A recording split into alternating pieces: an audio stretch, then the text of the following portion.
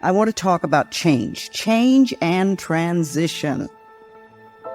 Any changes that we're going to do at all have to come from within ourselves. They absolutely must. And change to me means that you change from a feeling of separation and isolation and loneliness and anger and fear and pain and into a state of peacefulness, wonderful peacefulness, where you can relax and really enjoy life as it comes to you, knowing that everything will be all right.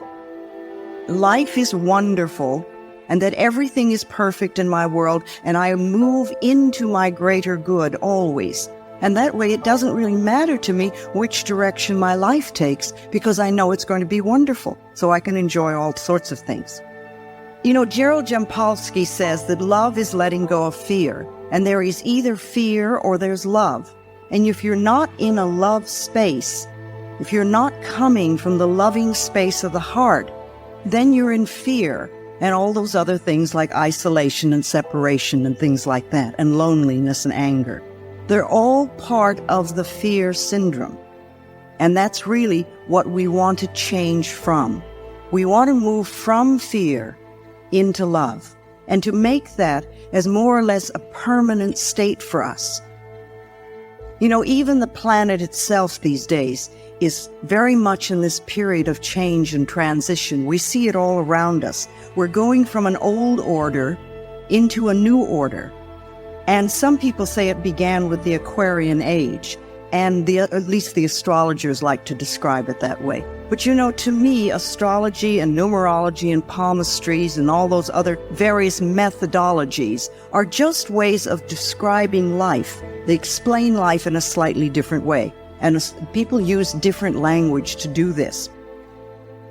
But the astrologers say that we're moving out of the Piscean age and into the Aquarian age now. And you know, in the Piscean age, we reached outside of us and looked to other people to save us. We looked for other people to do it for us. But in the Aquarian age, which we're entering now, people are beginning to go within and find that they have the power to save themselves. And this is a wonderful, liberating thing for us. Now, some people get very frightened because it seems to be responsibility.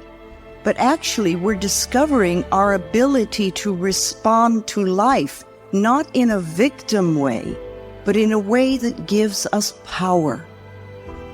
In a way that gives us power. We're finding that we're getting a connection to what the AA people call the higher power, and what I call our higher self, so that we can contribute to saving ourselves. And it's a wonderful feeling when you don't really have to be dependent on an outside person, but to know that you have within you tremendous abilities to make positive changes in your life. You see, if we're victims, then we feel isolated, we feel in pain and fear, and we're always looking for someone else to do it for us. But now we're taking, as I said, responsibility for our own lives, and we're beginning to understand how we can contribute to the experiences that we have and how we can change those experiences if we don't really care for them. And of course, you know, from the moment you decide to make a change until you get your demonstration, as we call it, or when you get what you want, we have this transitional period. And that's when we're moving between the old order and the new order. It's a time of releasing old beliefs and old habits, and of learning and practicing and then living the things that we're working on. The new beliefs or the new feelings or the new methods or the new behaviors. And while you're getting those in place so that they are a natural part of your life, you're going to have a lot of vacillating in that period between the old and the new. And you go back and forth between what was and what you would like to be or what you would like to have. And if you decide that you're going to release an old belief and that you're going to create a new one, during that transitional period, you're going to go back and forth. And this is a time when we often get very angry at ourselves because it's like, well, I know all about the new. Why aren't I doing it? I must not be good enough, or I must be a bad person. But that's silly, because anything that we're learning takes time. And you go back and forth until you're really strong in the new belief, until you've gone to the complete shift. You know, you may begin to do an affirmation for something, and you're doing well, and then something happens, and you say, oh, I can't do that, and you go back to your old worry habit again. Well, that's just a period of vacillating. It doesn't mean that you haven't learned anything, and it doesn't mean that you're back where you started. It's just part of that back and forth thing. You're not settled in your new habit yet. And that takes a little time and a little practice and a little patience. And you want to be patient with yourself. Be patient with yourself. You know, you want to build yourself up instead of beating yourself up. There's a tremendously different image if you just think of it. Do your thoughts build you up or do they beat you up? When you beat yourself up, you know, that's not being very loving to yourself. Sometimes we don't need to make outward changes so much as to go within and just sort of take what we already do and alter it just a little bit. Somebody was saying to me tonight that they were thinking about a new apartment and they were worrying that there wouldn't be enough money. And I said, well, why don't you start affirming there will be lots of money? And you know, it's just like a tiny little thing, and you always change 2 words. But it's a small way of changing the way you look at a particular situation. Somebody was asking me, saying that they were in a lot of pain.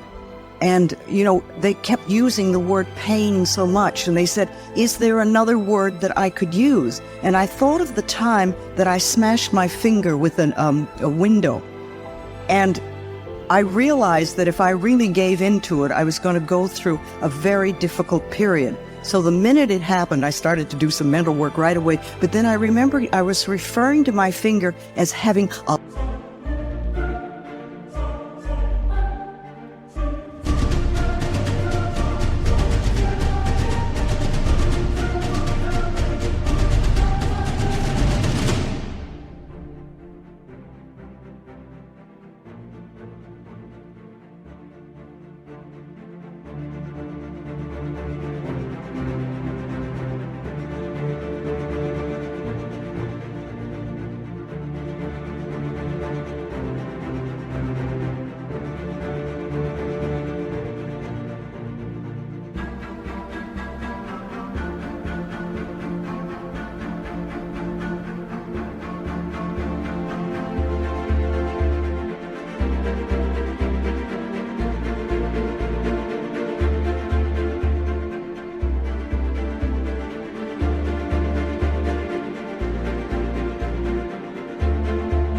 lot of sensation. And you know, by insisting upon viewing it in that particular way, to me, I think helped it heal much quicker and helped me handle what could have been an incredibly painful thing. Because I knew that if I could alter my mind, it would be better. If we can just alter the way we think just a little bit. So those of us who want to change, we're moving from an old order to a new order. And lots of things are happening on this planet. I don't think things on the planet are so very different than they used to be, but we seem to be more aware of things. I see things in the paper all the time, and I think, oh my goodness, are we really doing that? And then as I continue to read, it seems like we've been doing it for a long time, but it's coming to the surface. We seem to see more negativity. But you know, if you want to clean your own mental house, if you decide to work on yourself and you're going to go inside, you have to look and see what is there.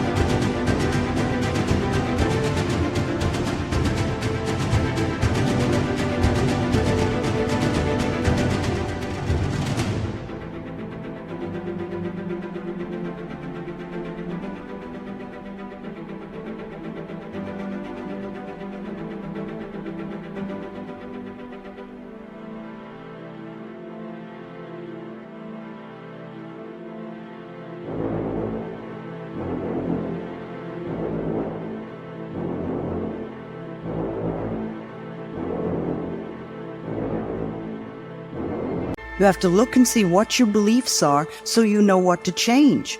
You can't clean out the negativity if you don't see it. If you're going to clean your own house, it's the same thing. You have to look around and see where the dirt is. You have to pick things up and dust them and look around and polish them or throw them out or replace them. But you have to see what's there. And if we're going to make a big transitional phase on this planet and really help to heal this planet, we're going to have to look and see what's occurring here. We're going to have to see what's happening.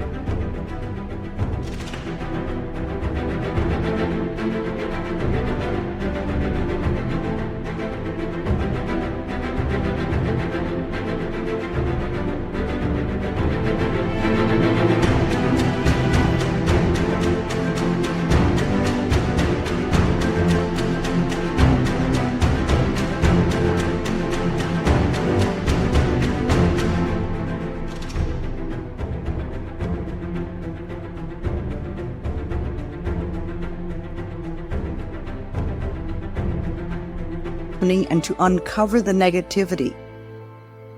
And the things that have been hidden for a long time are going to come to the surface. You know, I really want to help create a world where it's safe for us to love each other. That's all. Just to love each other.